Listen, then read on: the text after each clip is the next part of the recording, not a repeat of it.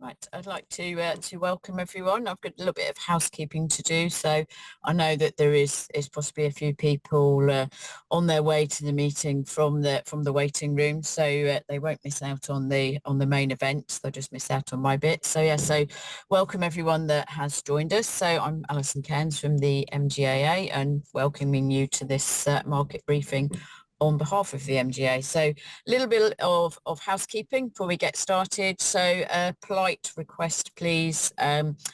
Cameras and microphones, can you keep them off? It just helps us ensure that there are a lesser chance of any technical issues, and it also helps us when we're editing the recording. Which does bring us on to the next point, just to let you know that we are recording this session. And what that does mean that it will be available for anyone who wants to review the content or wants to pass on to a colleague for them to have a look at it. So it will be available quite shortly, hopefully early next week. It'll be available on our member area and on YouTube channel. So that's just to let you know about that one. Also another polite request, something that we have seen happen a little bit recently. So please can we ask that if anyone is considering activating an AI note taker, that they refrain from doing so, please, as we would need to get everyone's permission for that one. So very quickly, just to let you know that all of our market briefing sessions are accredited by the CII for CPD. So you are able to record that on your CPD logs in terms of your development plans. So that leaves me, having done my housekeeping, to introduce our presenter today. So Kenneth Underhill is with us from ICSR and delivering his update on the FCA's annual work programme and their strategy for 2025-26. And also you may hear from during the session Kenneth's colleague Joe. She's off camera at the moment, but there may be some questions that fall into her area of expertise. And I will pass over in a minute. Just one quick mention about questions. So please, class, if you have questions, I say if. I think it might be more when you have questions, please can you add them into the chat and we will cover them at the end of the session. So that's enough from me. I will hand over to Kenneth. Good afternoon, everybody. Thank you for joining us. If we could go to the next slide, please. In fact, you can flick past the next slide because all it does is give you a mugshot of me, which you don't really need to see. So today, very quick welcome. We've done some of that. We're going to do a bit of background, which is really looking at the big picture. And then we'll look at this year, last year, and then look more in detail at the actual plan, which is an interesting one because it's not really a plan this year. And then we'll run some conclusions, and then I will take questions if you could, as requested, if you can put those on the chat. So if we can go to the next page. I haven't got it yet. Thank you. So this is, I need to read through these, I'm afraid, because otherwise you don't get your CPD points. So the learning objectives are to explain the changes in approach to regulatory compliance being adopted by the FCA and the new strategic objectives.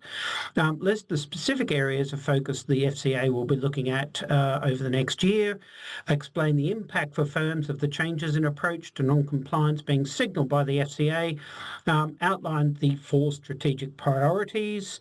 And the specific areas of work now scheduled, and explain how the FCA will measure its own success by reference to published outcomes and metrics.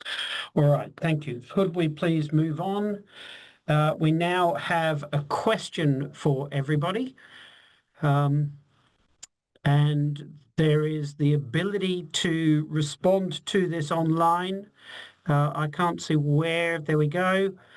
If you could please let us know what your current understanding of the FCA business plan is and what extent you feel these plans will result in changes.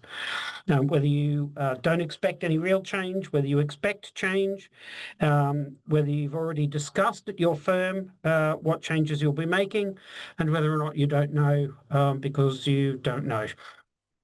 So I don't think you can see this, but we are getting a very good response.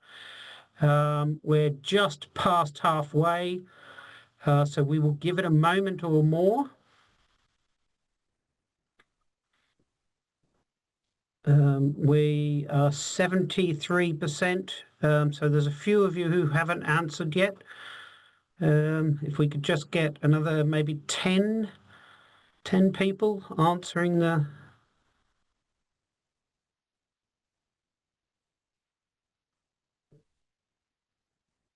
few more.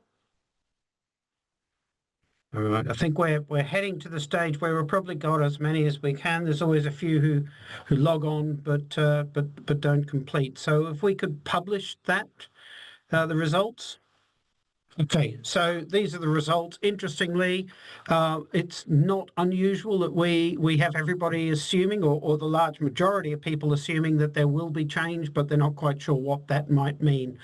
And I think this year in particular, even if you've read the strategy paper and the change program or the program that the FCA has issued, that there's not a huge amount of detail. There is some themes and there are some clear indications, but therefore I think that that's probably about right. It's not entirely clear what we can expect, although there are, as I say, some very clear themes, and I'll talk about those. All right, can we move to the next slide, please?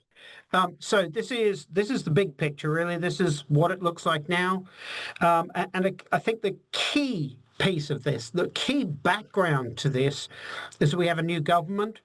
And that government is putting significant pressure on all regulators across all industries to promote business growth. In the case of the FCA, it's not only to promote business growth, but also to protect customers and markets, which is some of their key objectives. What we're going to see is, as we go through this, it's very much a risk-based approach. They are going what they're intending to do is to focus on those areas where there is significant risk. So, for example, consumers and financial crime, and then lighten the regulatory burden in the areas where there is less risk. So that might be, for example, your commercial business. It might be your wholesale business. If we look at the actual strategy, and this is first, the FCA has come out with a 5-year strategy. It has historically been a 3-year strategy. But what they want to achieve is deepen the trust in them as a regulator. Now, that's got 2 purposes.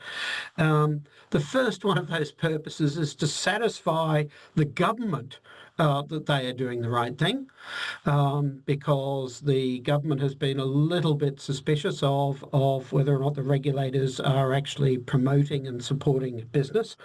And the second one is to satisfy firms that they are doing the right thing. And that is an interesting one, because there have been, over the past 3 to 5 years, examples of where the FCA has not done as good a job as it could have.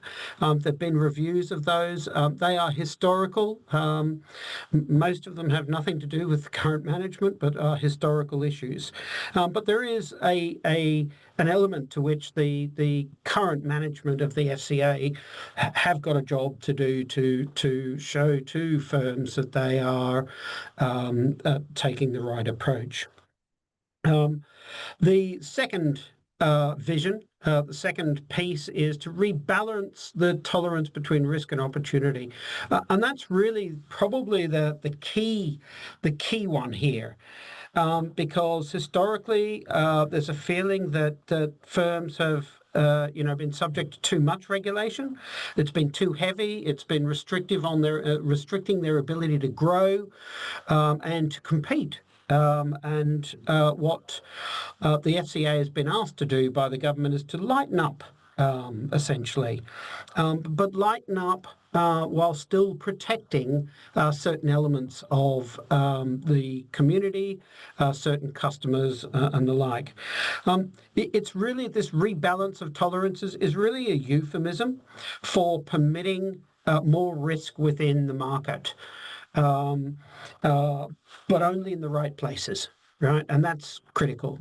And if the FCA get that right, if they get that second bullet point right, then it should automatically flow that there will be more support for economic growth in terms of the ability of firms to get on with more of the business that is needed.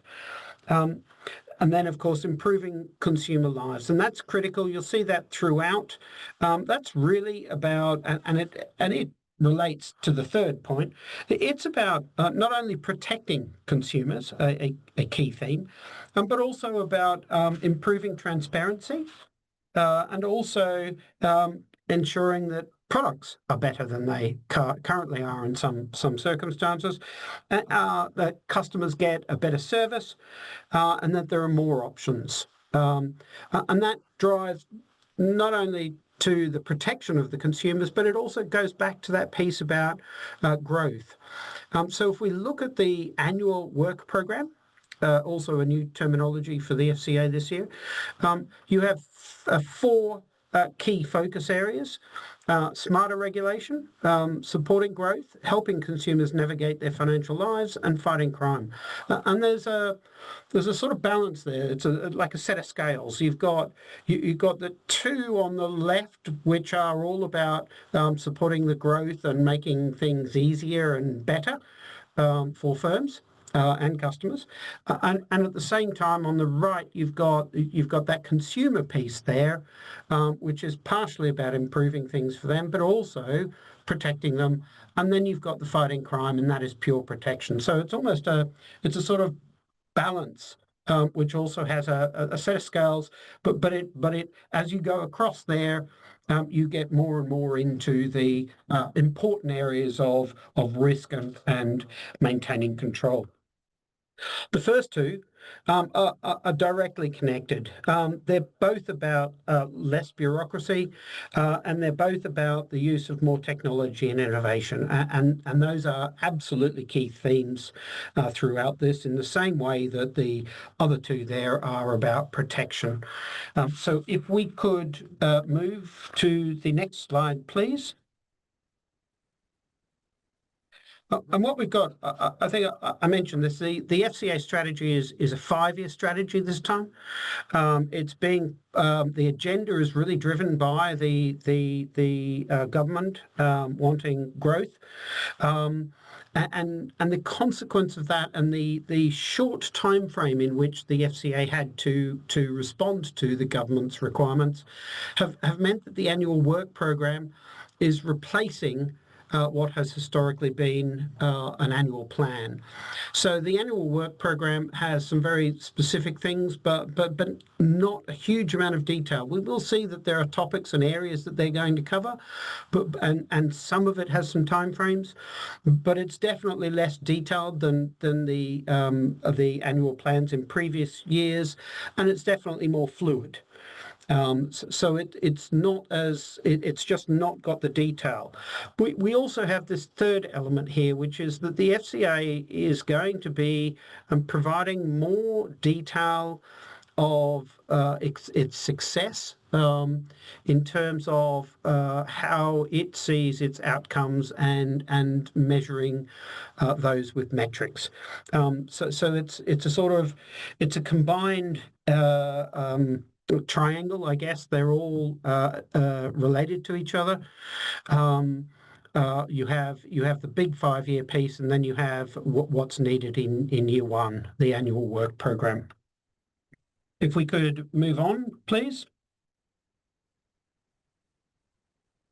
So there are four themes which I've already mentioned. what you're seeing is a smarter regulator, more efficient, more effective. That is really focused on technology. It's focused on the supervisory burden being reduced where it's appropriate. And that's absolutely critical here, because the big picture, and this is an important one, is that I don't think that things are going to change in the consumer space too much.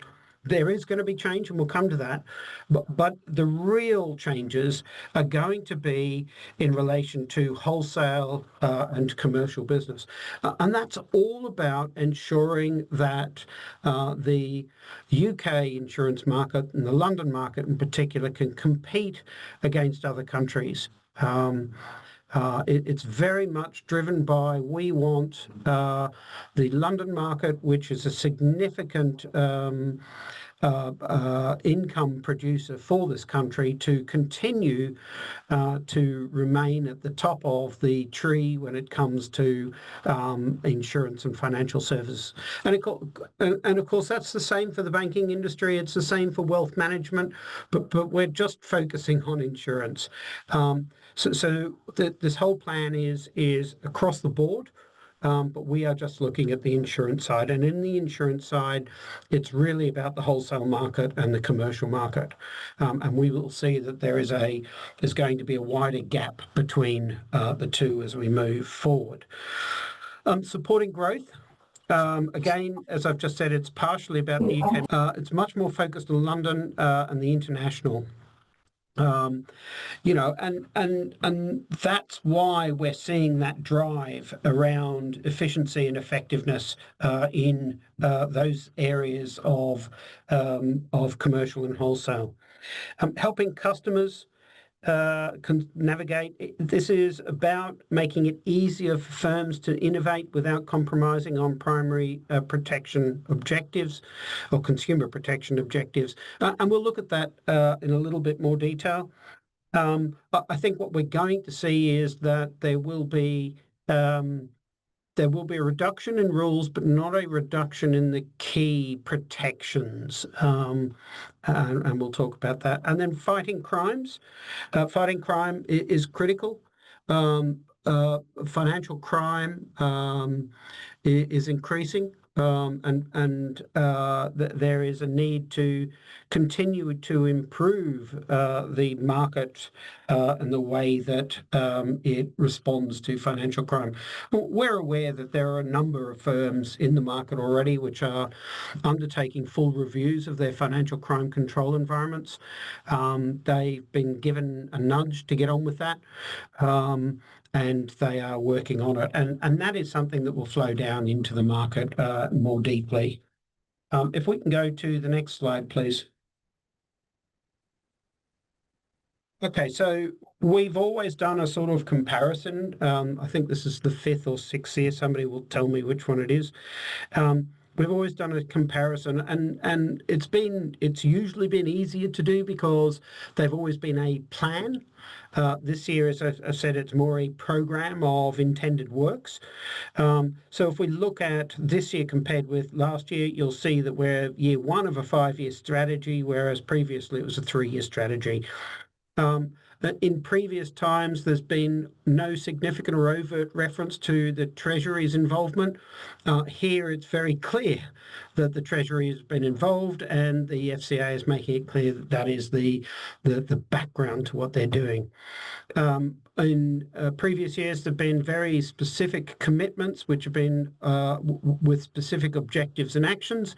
But this year, it's 4 strategic areas of focus with year 1 objectives, and these have some new and a lot of existing activities. So there is an element to which some of this won't be news to everyone. Previously, clear timelines for the majority. Here, the time is more fluid. we've got dates around Q1, Q2, Q3, and later, Q4 or later. And that's really again driven by the fact that the timing, they haven't been given a lot of time to do the plan. So they have sort of timelined in quarters rather than specific dates. The sector focus is increasing.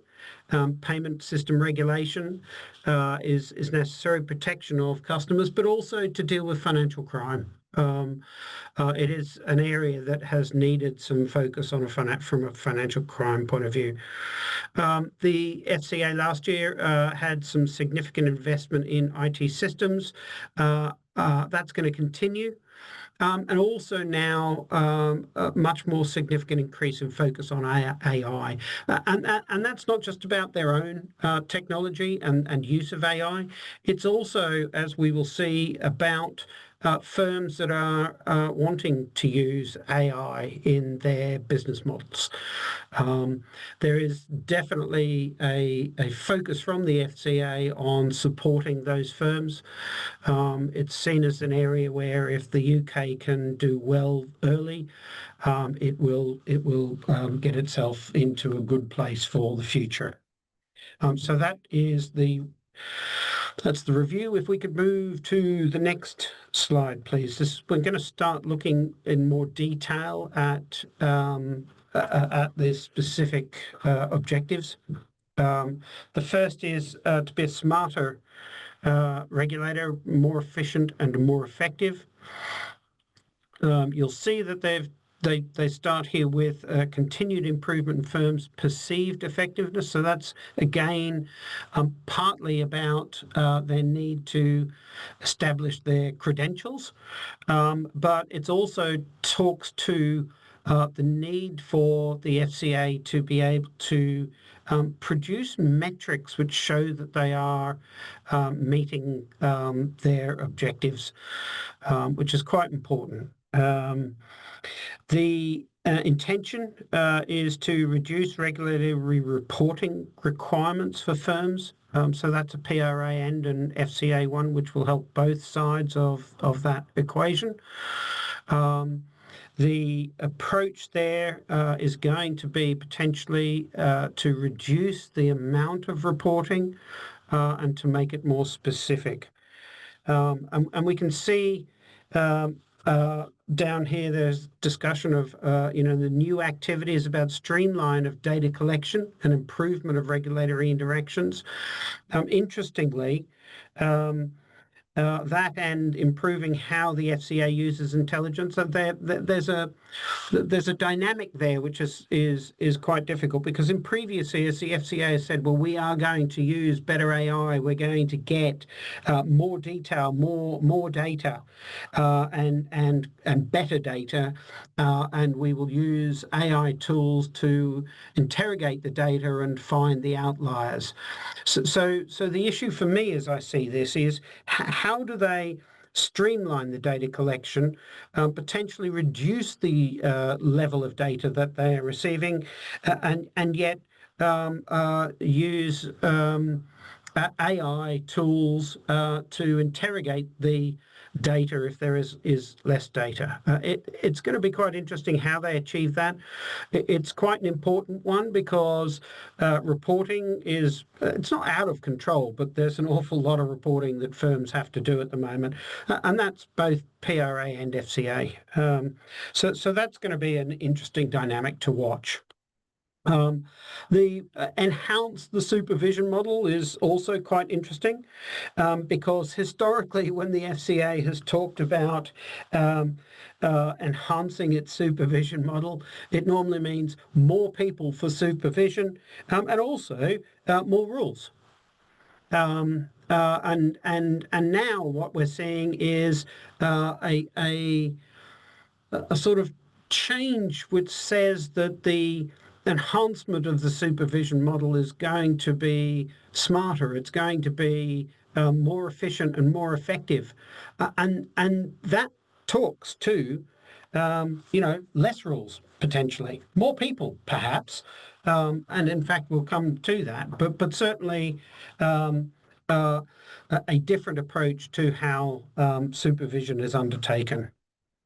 But could we? Oh, and before we move on, you'll see there's digitising and improving the authorisation process, and as we'll come to that again shortly.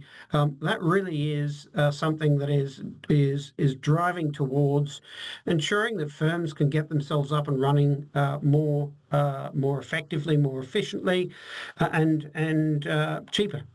So the decision-making process and the collation of the information required should be improving. All right, next slide, please. So this is where a lot of the detail is, because this is really a part of what's being driven. And as you can see right at the top, this is all about the UK's position as one of the top global and financial and fintech centres. It's currently second. I think that the government would like the UK to be first. There is an opportunity to achieve that if the regulation changes, and there is no doubt a view that the regulation here has stymied the ability of the UK and the London market to be number one. So that is definitely at the top of the list. More firms use FCA innovation pre-application process. So that's driving towards help for firms making FCA authorization applications, but it's also about the potential to use the sandbox more, to focus more on innovative firms that are using technology and AI. I want to focus on some of these new activities. They're driven by the desired outcomes. The first one is around the simplification of conduct rules for commercial insurance. There's very clearly an intent, and it's been discussed by the FCA at its own market briefings and events that the FCA has attended. Matt Brewis has spent a lot of time talking about the need to lighten up or to review the conduct rules for commercial insurance in order to allow that growth and allow that competition. And there will be, I think it's fairly clear that there's going to be some approaches adopted which will lessen the regulatory burden in relation to commercial insurance and also in relation to wholesale insurance, to give the London market that opportunity to grow more quickly than it has in recent times. So the other one that I think that I want to focus on is the streamlining of the rules and guidance and communications now that Consumer Duty is in place. The introduction of Consumer Duty has been a huge piece of work, and millions, tens and hundreds, probably hundreds of millions, has been spent by the market seeking to meet Consumer Duty requirements. At the same time that Consumer Duty has been introduced, that there's been very little focus on the previous rules. And the consequence is that the rule book still contains references to treating customers fairly. It still contains requirements around conduct risk. Now, Consumer Duty doesn't completely replace TCF, and it doesn't completely replace conduct risk, but it is the next phase. It is the new version. And so what we're going to see is that the FCA is going to look at its rulebook, and it's going to try and rationalise the rulebook so that the TCF and the Consumer Duty and the conduct risk are rationalised to be one set of coherent rules, rather than just introducing a new set of rules which are a further advance from the old ones. What they're actually going to try and do is to rationalise all of that. However, and this is the important thing, however, that doesn't mean that the burden in relation to consumer business is going to reduce, because the FCA has very clearly said that that's not what's going to happen. What they want to do is to make it easier for firms to understand what the rules are, what their obligations are, and easier for them to have a set of procedures and processes and policies that meet one set of obligations for consumer business. And that's where this contrast happens. So we're seeing, and this is a critical piece, what we're seeing is that the FCA is saying, if you're doing wholesale business, if you're doing commercial business, then we want you to get on with it. We believe that there is less risk to us and to the market and to customers on the commercial side and on the wholesale side. So that's where this is heading. On the consumer side, yes, there's going to be some improvement in terms of clarification and rationalisation of the rules, but consumers are still going to be heavily regulated.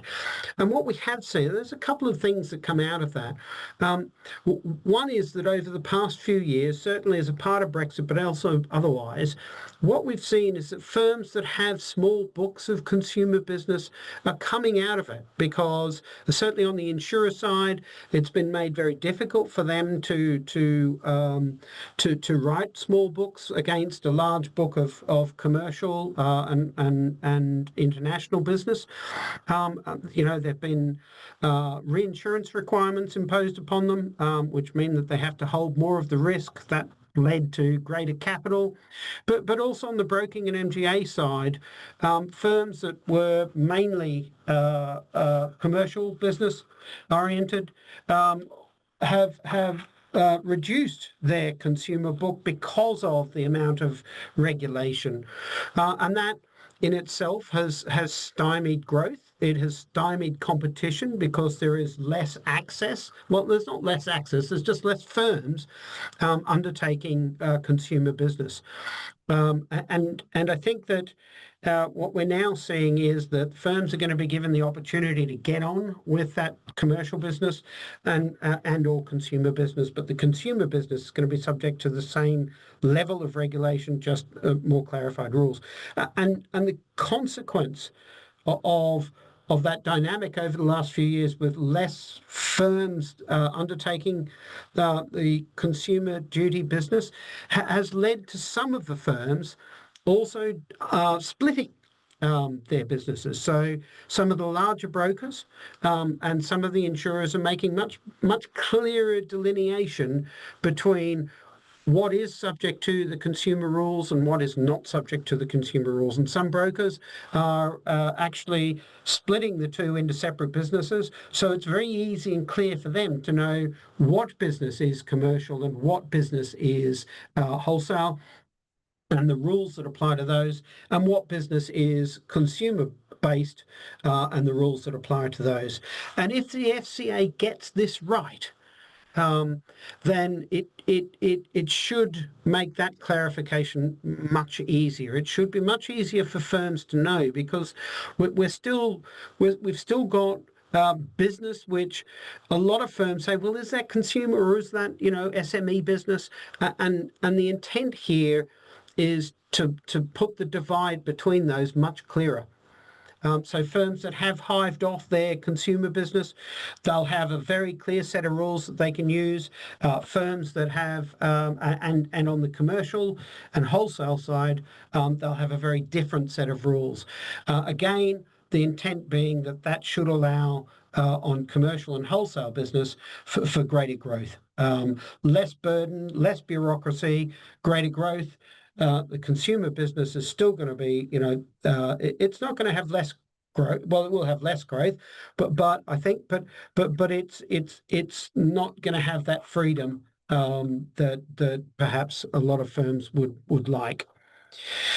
The other key one I want to look at is making it easier for firms to start and grow. That's about a, that's I think intended to be about attracting more business. I tend to think that a lot of firms that are starting up and are growing are actually coming out of firms that have been heavily acquisitive.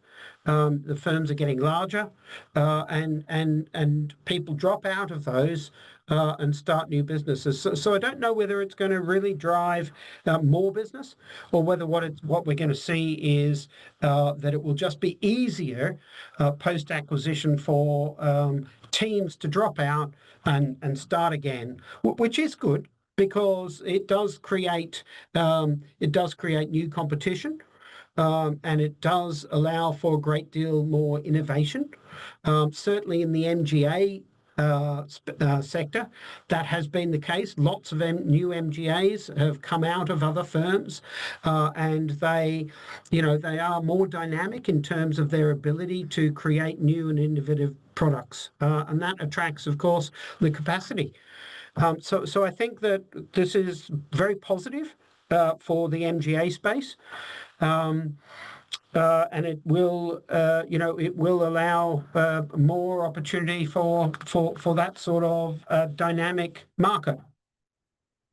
Okay, if we could move on, please. So I've largely covered this.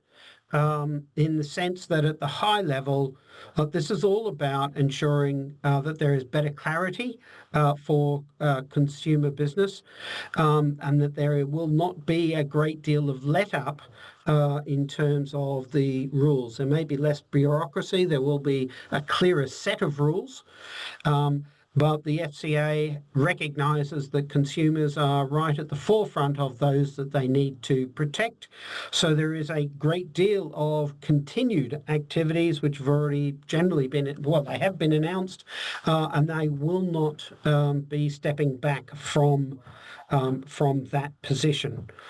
But all of the ones identified in here, premium finance, motor finance, all of those are already things that they're looking at. Continued supporting customers in vulnerable positions, pure protection, market study. There's no real change in any of that. It is designed to ensure that consumers can navigate their financial lives better. And again, remember, when they talk about their financial lives, this is also about banking and wealth management.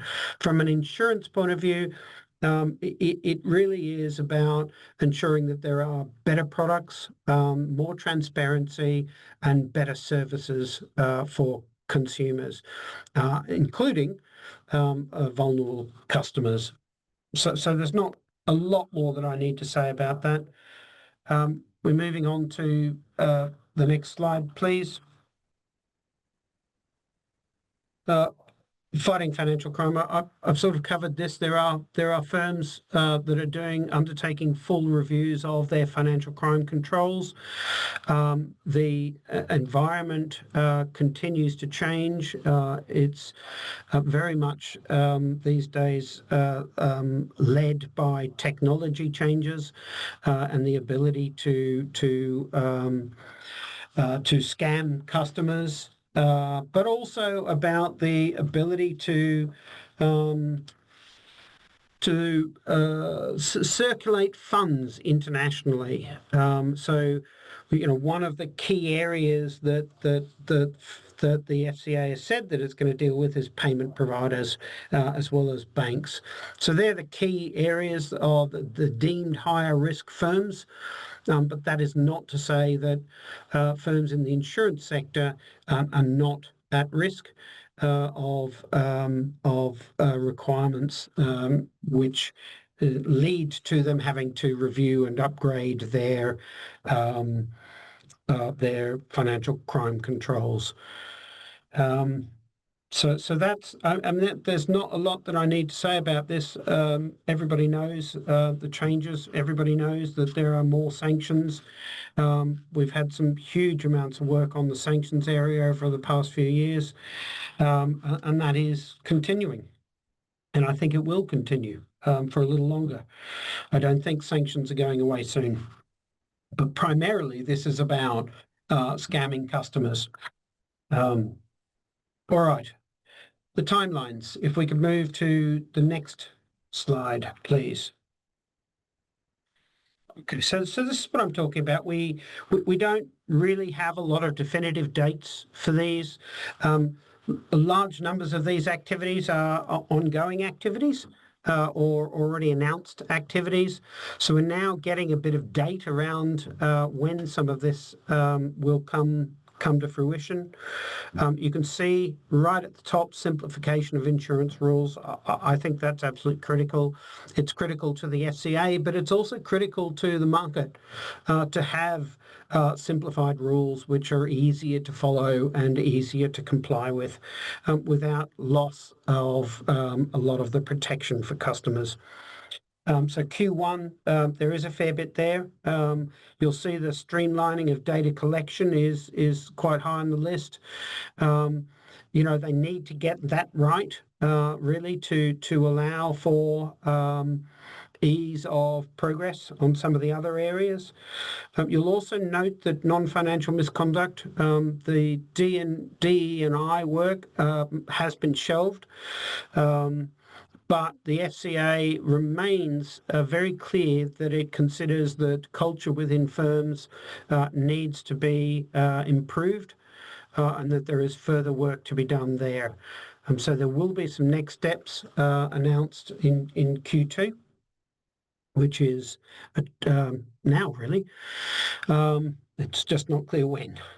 And then you've got in Q3 FCA requirements around consumer duty. I think it's going to take them a little time to get. That's a big piece of work to go back and look at all of the rules to balance out the pieces on TCF and consumer duty. And I think that they just need a little time to prepare for that, and that leads in at times nicely with the consultation paper on updating of outdated rules. So a lot of this has not changed. The detail is awaited. We will get consultation papers. There will be scopes for reviews coming out. But what we should expect, and I think this is very important, what we should expect is the FCA may have shorter timelines once they do issue consultation papers. They are under a lot of pressure from the government to get things done. And I think that what we're going to see is that the progress of change is going to increase. And by that I mean the timing. I think the FCA is going to, they're not going to rush this stuff because they've got to get it right, but they certainly need to get on with it. So I think that what we'll see are timelines on consultation papers and the introduction of new rules will be much shorter than they have historically been, which of course means more work for everyone because when introduced, people will be expected to get things done quickly. If we go to the next page, please. And here are some of the longer term issues. Interestingly, vulnerable customers is in the longer term piece.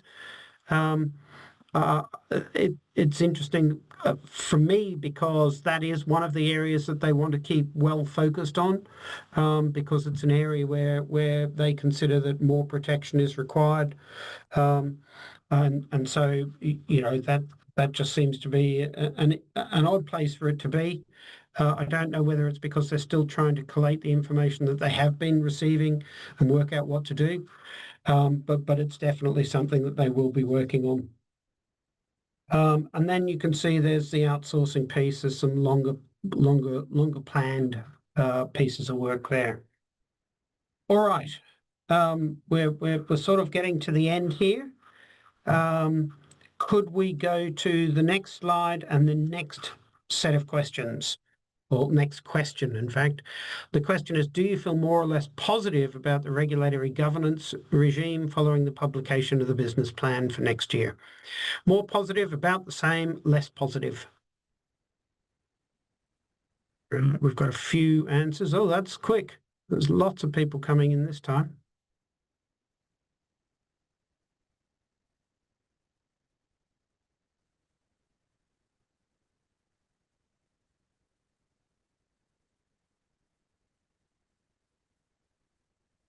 Right, we've got a high hit rate already, so let's share that, please. Okay, there you go. So 57% are more positive, and I think that's the right takeaway. I think that this is probably one of the best positions to be in with the regulator, better than we've been in previous years, but because they're working to make things better, and they're less focused on as they say, more supervision, which has historically meant more rules. Here, there's going to be less rules. It should be simplification. I don't think it means that compliance and risk functions are going to reduce in size, because there is going to be work out of this, and I suspect that's why you've got 39% saying about the same, because it is change, and change requires resource and thought.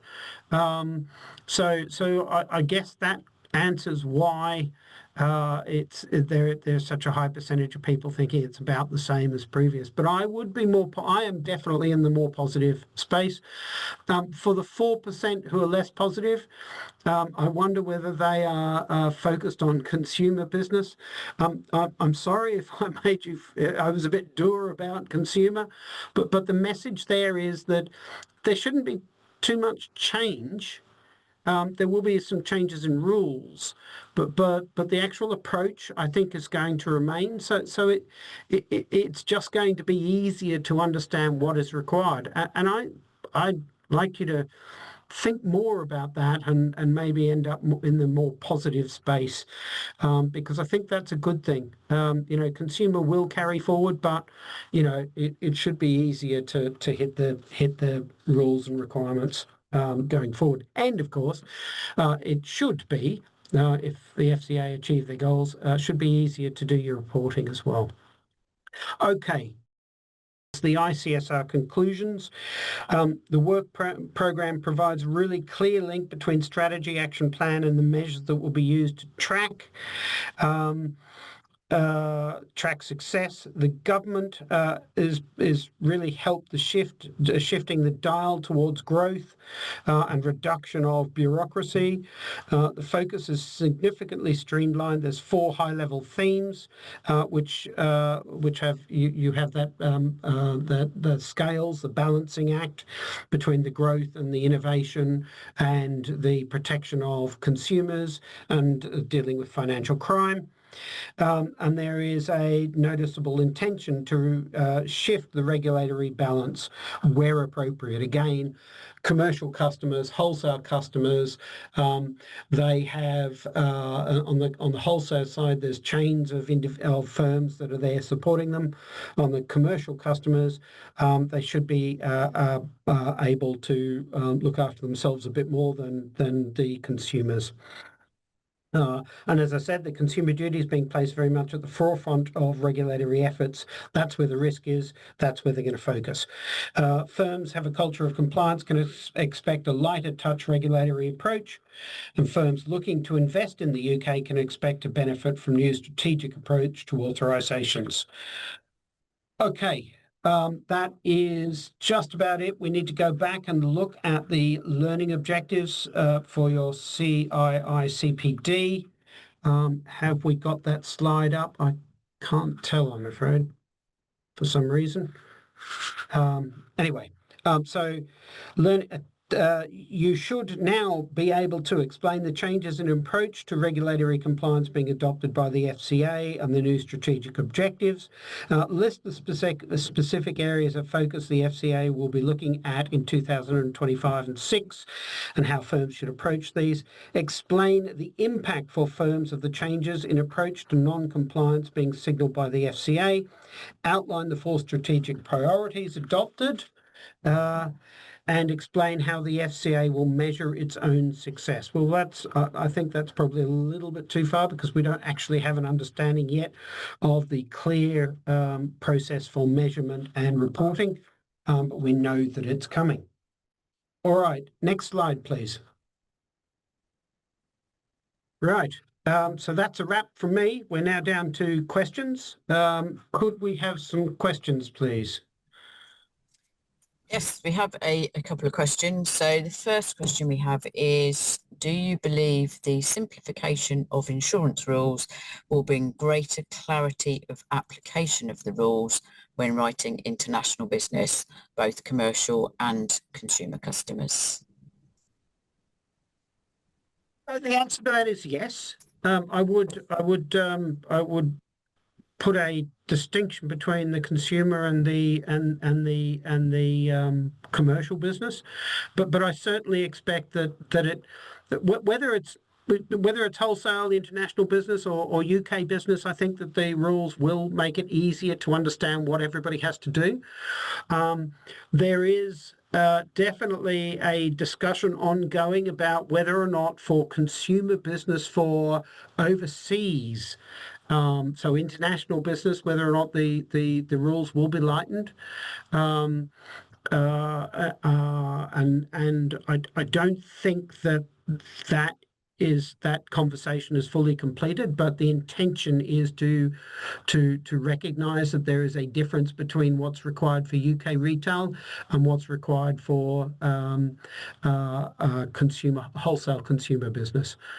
So yes, I do think that there will be a clarity, transparency, and an ease with which firms can comply.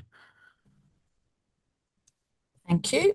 And we have another question asking for your thoughts on premium finance. So the question is, how do you think the premium finance piece will land, given recent focus on its close friend car finance and discretionary commissions?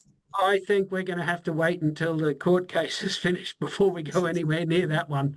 I think that the premium finance, there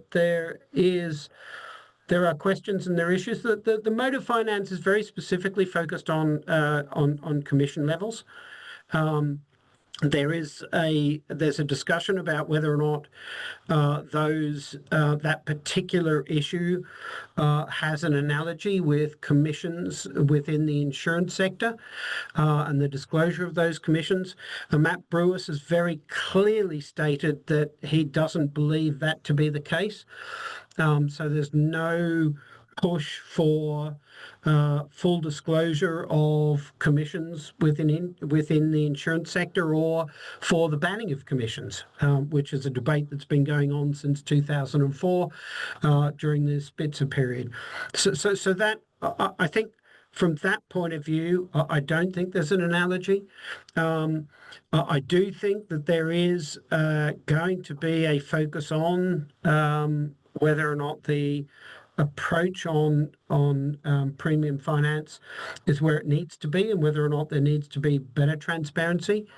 But I don't see that rolling out into the commission arrangements generally. Thank you. There's another question regarding the slide. So it's good news for everyone. We will be sending out a PDF version of the slides for you with the link to the recording. And I think we are at the moment that's our 2 questions. So unless anyone is busy typing at the moment and can get it in the last couple of minutes that we've got, I think we may be at the point to thank you, Ken, for your time preparing the presentation and delivering the presentation. It's unusual that I am finished a couple of minutes early. I'm normally accused of going over, and I have apologised in the past, but I'm pleased to have done this. In that case, I'm pleased to have completed, and may I say thank you and goodbye to everybody. And my final word before I will issue another thank you is to say that I will forward a link to the survey, and we would be very appreciative of your feedback, as this is an annual event. We can take on board all of your input for future years and future sessions. Yes, thank you again, Kent, for your time, and thank you everyone for joining us. Just bye everyone.